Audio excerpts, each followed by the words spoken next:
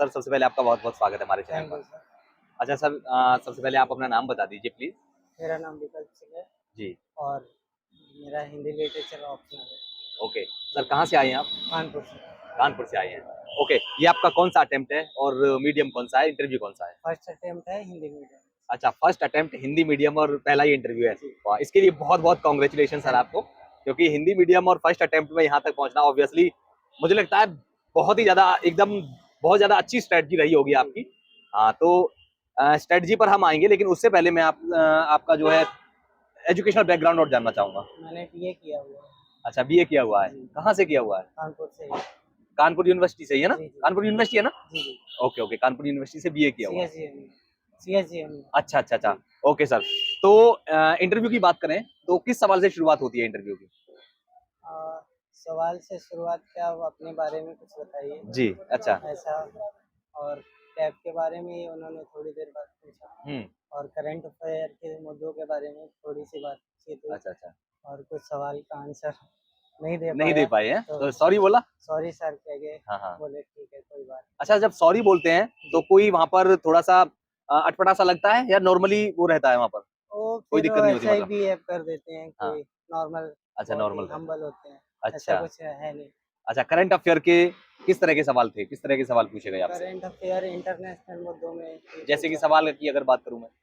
Quad है और जो मुद्दे चल रहे हैं। हम्म। बहुत सारे सवाल मुझे रिमाइंड नहीं हो पा रहे अच्छा, याद नहीं आ पा रहे, ठीक है। हैं। हॉबीज वगैरह से कोई सवाल? आपकी हॉबी क्या है? Hobby novel reading. अच्छा, नोवेल रीडिंग, तो उससे सवाल कोई? हाँ, गोदान और यही सब सारी अच्छा, चीजें। तो वो तो आपका हिंदी लिटरेचर, आप हाँ हाँ लिटरेचर आपका हाँ ऑप्शनल भी है, हाँ। तो मुझे लगता है उससे लिंक करके जी किया जी है ना? जी जी। अच्छा अच्छा, और कोई सिचुएशन बेस्ड कोई सवाल या कोई वैसा सवाल जो अटपटा सा सवाल हो, कोई ऐसा कुछ था वहां नहीं पर अंदर? ऐसा कुछ तो नहीं पूछा। अच्छा, जी मॉक इंटरव्यूज दिए होंगे आपने, जी जी। तो क्या कुछ डिफरेंस नजर आया मॉक इंटरव्यूज में और यहाँ जो रियल बहुत इंटरव्यू हुआ? ज्यादा है, वहाँ तो बहुत डराते हैं। अच्छा। लेकिन अंदर ऐसा कुछ नहीं है। हाँ, हाँ। अगर मुझे थोड़ा सा ये कमेंट में बहुत सारे बच्चों के ये क्वेश्चन रहते हैं जी कि क्या अगर मान लीजिए मॉक इंटरव्यूज ना दें, जी खुद से ही तैयारी करें जी। बिना मॉक इंटरव्यूज दिए, तो क्या कोई दिक्कत तो नहीं होगी नहीं यहाँ पर नहीं, आकर? कोई दिक्कत नहीं होगी, बस ऐसा एक्सपीरियंस मिल जाता है अच्छा, मॉक मॉक इंटरव्यू इंटरव्यू से। से। जी। आपको कैसे बातचीत करनी है, कैसे आउटलेट पहनना है, कोट पैंट पहनना है, ओके शूज ओके। कैसे पहनने हैं, सॉक्स कैसे पहनने हैं, ये सारी चीजें पता लग जाती है जी जी मॉक जी। इंटरव्यू में। ओके, अच्छा सर, ठीक है, आपने इंटरव्यू के बारे में बताया, लेकिन मैं आपकी स्ट्रेटजी जानना चाहूंगा, क्योंकि मेन वही है। जी फर्स्ट अटेम्प्ट में हिंदी मीडियम से यहाँ तक पहुंचना जी ऑब्वियसली बहुत बड़ी बात होती है। जी। तो क्या आपने अलग किया, किसकी गाइडेंस में आपने तैयारी करी है ऐसी जो कि फर्स्ट अटेम्प्ट में ही आप जी। यहाँ तक पहुंचे हैं? और हम उम्मीद करेंगे, हमारी शुभकामनाएं भी आपके साथ रहेंगी कि आप फाइनल लिस्ट में जगह बनाएं। Thank you so much sir. Guidance क्या, सीनियर्स लोग की गाइडेंस मिली, हम्म कोचिंग की गाइडेंस मिली हम्म। और बहुत सारे लोग और अपनी खुद की मेहनत की। अच्छा, जी और सीनियर्स वगैरह या सिलेक्टेड लोगों की गाइडेंस वगैरह रही होगी? जी जी। अच्छा, किस तरह की गाइडेंस थी? गाइडेंस तो अब फैमिली मेंबर ही हैं तो ऐसा कुछ अच्छा, रिवील सिलेक्टेड नहीं। हैं, जी जी आईआरएस हैं? जी जी। अच्छा। रिवील तो नहीं करना चाहूंगा। अच्छा। अच्छा, ठीक है। जी। तो अच्छा, हाँ। क्या औरों से अलग क्या स्ट्रेटजी रही आपकी? किस तरह की आपने स्ट्रेटजी प्रीलिम्स के लिए फॉलो करी थी? क्या अप्रोच थी आपकी? पीवाईक्यू पे ध्यान दें और सारी चीज़ें हैं जो इन्वायरमेंट और साइंस टेक अदर सब्जेक्ट हैं उनको भी उतना ही वेटेज है जितना हिस्ट्री, जियोग्राफी, इकोनॉमी को, पॉलिटी को देते हैं। अच्छा। निगलेक्ट नहीं करना है, मतलब किसी भी चीज़ को। हम्म सबका अपना वेटेज है। मॉडर्न हिस्ट्री से इस बार क्वेश्चन कम आए, हम्म। लेकिन लोग ध्यान ही नहीं देते, मॉडर्न हिस्ट्री ही पढ़ते रहते हैं। हाँ, एंशियंट बाकी का। मिडिवल पे ध्यान ही नहीं देते। हाँ, बोलते हैं इससे कुछ आता ही नहीं है, ऐसा कुछ नहीं है।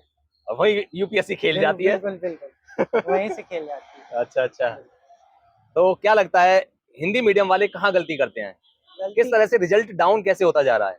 अप्रोच नहीं सही है, मतलब बहुत सारे मटेरियल की तरफ भागना, कोचिंग की तरफ भागना, किसी ने कुछ बता दिया वहाँ चले जाना, किसी भैया या दीदी ने गाइड कर दिया तो उनकी तरफ चले जाना।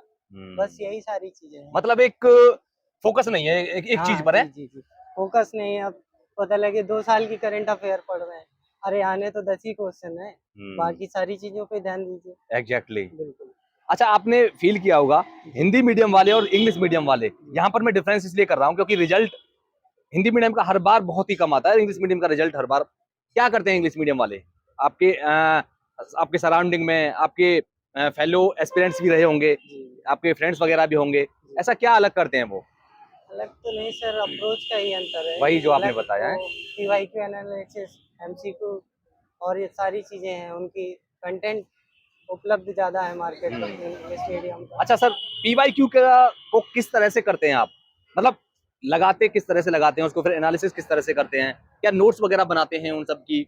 ये सब मैं जानना चाहूँगा। नोट्स वगैरह तो की पॉइंट, जैसे कोई चीज़ नहीं आ रही है मुझे, हुँ, मैंने सॉल्व किया, हुँ। तो उनके नोट्स बनाने हैं, और अदर चीज़ों के नोट्स नहीं बनाने जो रिपीटेड हो रही हैं, उनके नोट्स नहीं बनाने हैं। अच्छा, जी, तैयारी कब से कर रहे हैं आप?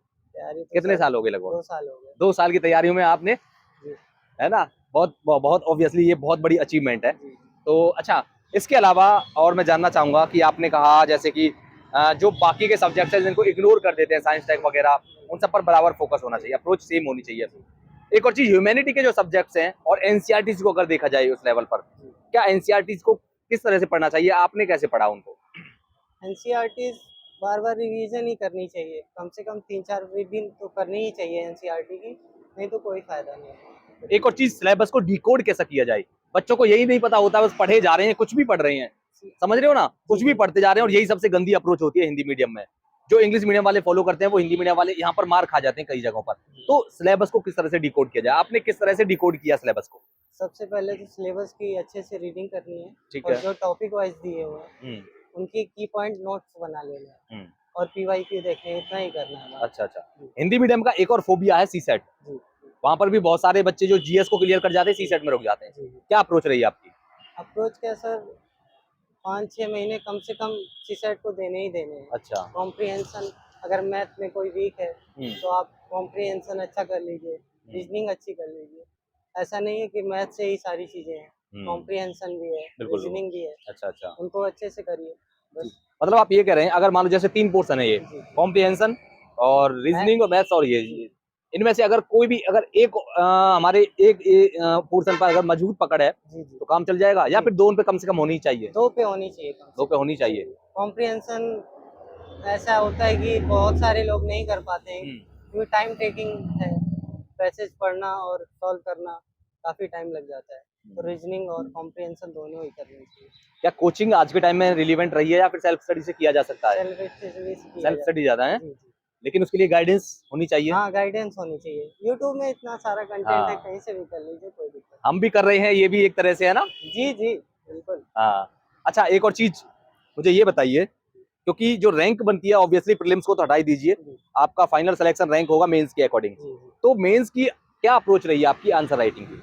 अप्रोच क्या सर, जैसे ही मेरा फ्री हुआ, जी, मैंने गाइडेंस ली किसी कोचिंग की और सीनियर्स लोगों की, जी। आंसर राइटिंग चालू कर दी है। अच्छा, अच्छा। जी, आंसर राइटिंग कब से शुरू करी आपने? क्या प्रीलिम्स निकलने के बाद शुरू करी? जी, फ्री होने के बाद। फ्री होने के बाद, यानी जी, 3 महीने में ही आपने किया काम है? जी, जी। ऐसा क्या किया आपने आंसर राइटिंग में आंसर राइटिंग कि क्या 3 सर, महीने में आपने मेंस को क्रैक किया? सर शॉर्ट नोट्स वगैरह थे, उन्हीं की प्रैक्टिस करनी थी, हाँ। और पीवाईक्यू लगाए, उन्हीं की प्रैक्टिस की, हो गया। अच्छा, मतलब आपका जो मेन जो चीज़ रही है पीवाईक्यू आपका, जी, जी। एक तरह से कह सकता हूँ गीता या रामबाण रहा है। जी, जी, जी, वही रहा। अच्छा, एक और चीज़ मुझे ये बताइए, जी, आंसर राइटिंग किस तरह से करते हैं आप? मतलब क्या अप्रोच रहती है? पॉइंट फॉर्मेट में लिखते हैं, पैराग्राफ में लिखते हैं, जी, या जी। कोई और चीज़ उसमें अप्लाई करते हैं, डायग्राम, फ्लो डायग्राम, चार्ट्स, कुछ और क्या करते हैं ये जी, बताइए? पॉइंट वाइज़ ही लिखना चाहिए ठीक है, आंसर, एक वही और हो गया। डायग्राम, मैप्स, ये हाँ, सारी चीज़ें ज़रूर ही डालनी चाहिए, नहीं तो नंबर नहीं मिलने। अच्छा। हाँ, ये डायग्राम का करना ही ही। पड़ेगा, हैं? जी, डायग्राम। टिकड़मबाजी मतलब लगानी पड़ेंगी इस जी, तरह जी, की? जी, मैप और डायग्राम का ही खेल है यूपीएससी में। अच्छा, पैराग्राफ्स अब नहीं चलते हैं, क्योंकि एग्ज़ामिनर पढ़ता ही नहीं है आपकी तो सारी मतलब चीज़। ये मान लिया पैराग्राफ लिखना, मतलब पैराग्राफ में लिखना, जी, जी। 10वीं 12वीं वाले जो लिखते हैं ऐसा माना जाता है? जी, जी। हैं? पैराग्राफ में नहीं लिखना ये चाहिए। अप्रोच सही नहीं है मतलब? नहीं, नहीं, बिल्कुल नहीं चाहिए। अच्छा, एक और चीज़ मुझे ये जाननी है आपसे जी, कि ये जो मैं सवाल भूल गया। जी, माइंड में आ रहा था यार, बढ़िया सवाल मैं भूल गया। कोई बात